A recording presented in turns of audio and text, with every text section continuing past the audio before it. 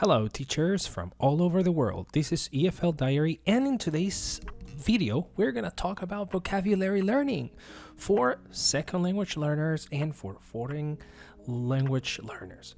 Okay, so in this video, real quick, I'm going to talk about how challenging it is for teachers to teach vocabulary. Okay, so as a short summary of my post that you can find in happyclassroom.edublogs.org. So, I basically mention things we have to consider when teaching, that is form, meaning, and use of the words. If you want to know more, just go there and have a look. Yeah, when we are basically teaching, we must consider some aspects of vocabulary, and first of all, single words, compound words, for example, phrasal verbs and idioms. We have to make sure that our students understand that. So there are some questions that you can ask yourselves when teaching, and you will find them there, because remember that we have speaking and we have the writing, so we gotta be careful, and we have to track our students closely. So in this post that I will share there on the description, we talk about 5 materials, okay, that you can use in your classroom. Number 1 is going to be the gap fill test. Basically, this activity is teachers present sentences with missing words, and we ask the students to fill the blanks with the correct words.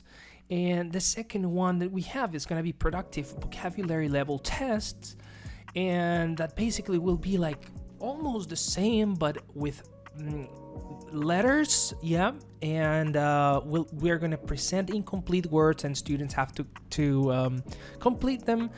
And about these first 2 skills, I have to tell you that in some minutes I will share how to create them, okay, on quizizz and on Nearpod. Yeah, it's gonna be like kind of a tutorial video that will help you, and you can find the materials in the description. We talked about vocabulary knowledge scale 2, right, in which we can basically make our students think and write.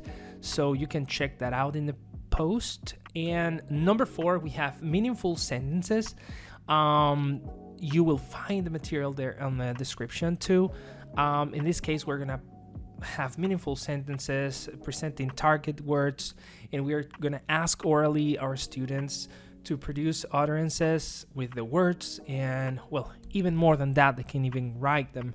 And then in number 5, we have the context dependent collocation test. Is one of my favorite ones. In this one, we basically are going to have a format, kind of a test format, to make students produce collocations. Yeah, to place the words related to collocations using synonyms, etc. and etc. So you can find all this material in the link below.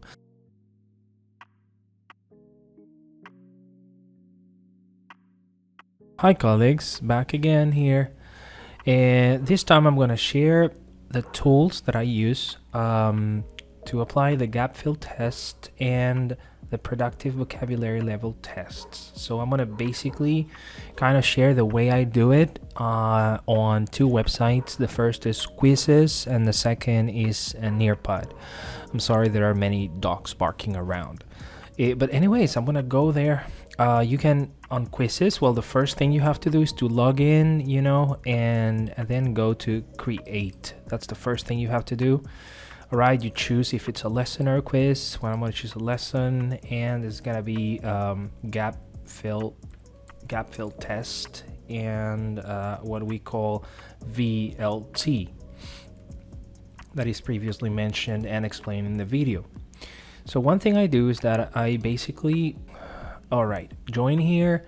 I start maybe with a theme, and I'm gonna add a new slide. This is free, so basically I will share free tools for you.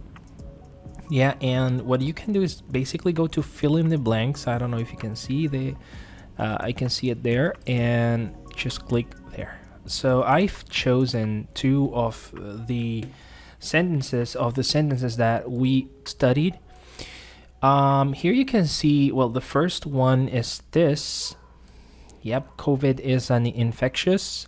Here we're supposed to have virus. So, well, the good thing about this tool is that you can write alternate answers. I don't recommend doing this if you have this in physical paper, but if you just, I don't know, you can use disease maybe.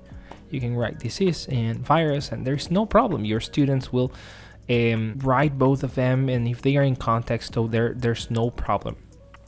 The other one is this is the one that I use. We're gonna see an example. We're gonna see a preview. So in the preview, you can see that they will have this COVID-19 is an infectious, and then they have to type the answer. This is basically the gap fill test. It's gonna be super nice if you are, I don't know, in a classroom and all your students have internet, or maybe they can play it in Teams. So it's really nice. Yep, and you can do the same with the second tool, that is the vocabulary level tests. In this case, well, remember they have to add a complete word, almost the same. I'm looking forward to the holidays. So you just write it here, and then there you have it. So there's no big deal. Yep. Well, when we refer to vocabulary level tests, something you can do if you want to work it out in that way. So let's suppose that you want to have virus here. No, so maybe you can write a VI. Yep, and then you have RUS here, and you will find it like this. COVID-19 is an infectious VA, and then RUS. They have to complete it. All right, and so they will see it like this. Participants view. They have to fill the gaps. Yep, basically, and that's all. That's all you need. And you can also make it on Nearpod. Well, the first thing you need is to join Nearpod. I'm sorry, these are my. You have to join Nearpod. Then you go to create. I'm sorry, it's in Spanish. Then you go to lesson. In the lesson, you can add an activity which is called complete spaces, or it's basically the same. So I'm looking forward to the holidays. You can see here. All right. And then what you have to do is to write the whole sentence. Yep. Or yeah, let me look for the other one. COVID-19 is a virus. This is an infectious virus. So you can write the whole sentence. Then you go forward, and then you click on the words you want to hide, and then finish. So they will see something like this. Let's see the preview, and they will see something like this. Okay, hold on. All right, they will see something like this. They have to put into the space. Obviously, this is pretty much easier, maybe for basic levels. It's quite appropriate, and you can write many sentences here. So that's basically, those are the two tools that you can use. All right, and to to put into practice the gap fill test and the vocabulary knowledge. The vocabulary level tests. And these are the two tools, and I showed you how you can create them. So you save here, and that's all. Just write a name at something, and you will be able to play it. Well, I'm gonna take, yeah, okay. Okay, here it is. Then once it is complete, so you go to start a live session, and then it's gonna be something like this. All right, there you go. Then you have joined my quiz, you share the link and things, and that's all.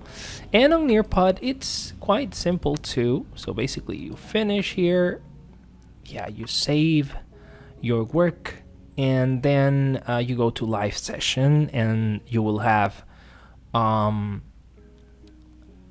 kind of a code and also a link, so there won't be any problem. Obviously Nearpod is a little slower but definitely is one of my favorite tools because you can create great presentations, and most of all work with synchronous when you click on live.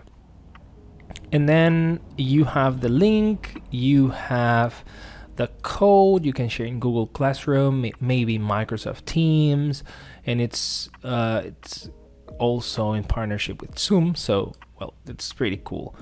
And this is everything for today.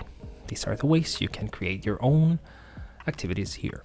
So go there and just give it a look. It's pretty cool. And our main idea is to make our teachers check our students' proficiency and vocabulary size, brush up on word knowledge, train for the test format and review tests with students. And number 4, use the test formats for formative assessment.